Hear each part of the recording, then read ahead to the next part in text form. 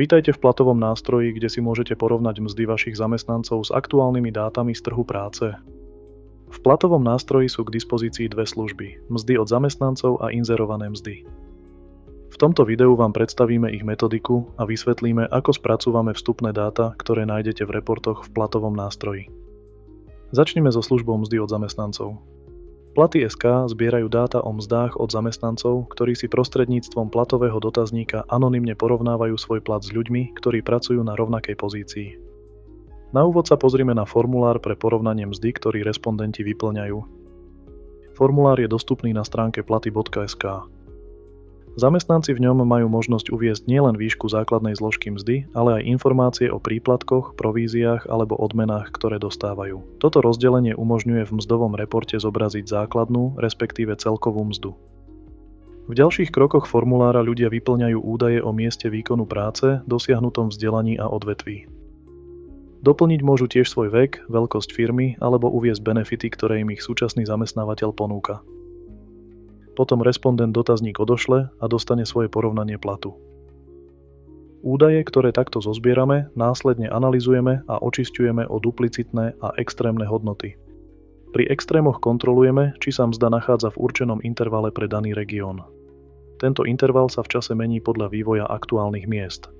Pri duplicitách sledujeme, či jeden človek nevyplňa dotazník viackrát za sebou. Opakovane nám respondent môže platový dotazník vyplniť až s odstupom 12 mesiacov. Takto očistené údaje pokračujú do nášho smart modelu, ktorý pomocou štatistických metód zohľadňuje súvislosti medzi pozíciami, regiónmi, veľkosťou firiem, vzdelaním, praxou a vekom. Takto dokážeme zabezpečiť, že vzorka dát je hodnotná a zodpovedá skutočným mzdám zamestnancov. Zozbierané dáta v službe mzdy od zamestnancov aktualizujeme každý mesiac.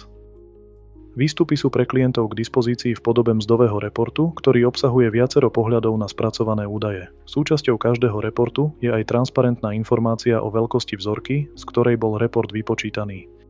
Aké údaje sa v reporte nachádzajú a ako ich interpretovať, si môžete pozrieť v samostatnom videu. Teraz sa pozrime na to, ako spracúvame dáta v službe inzerované mzdy. Zdrojom dát v službe inzerované mzdy sú ponuky z pracovných portálov Alma Career na Slovensku a v Česku. Ide napríklad o portály Profesia.sk, Jobs.cz alebo Práca za rohom. Výšku inzerovanej mzdy zadávajú spoločnosti priamo v pracovných ponukách v rozpätí od do a z týchto údajov sa dopočítava aj stredná hodnota v reporte. Štatistika inzerovaných miest zahŕňa dáta z viac ako 300 000 aktívnych a ukončených inzerátov za obdobie posledného pol roka.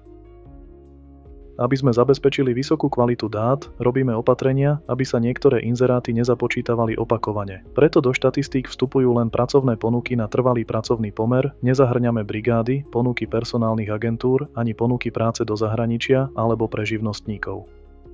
Takisto odstraňujeme extrémne hodnoty. Mzdové dáta v službe inzerované mzdy sú aktualizované denne.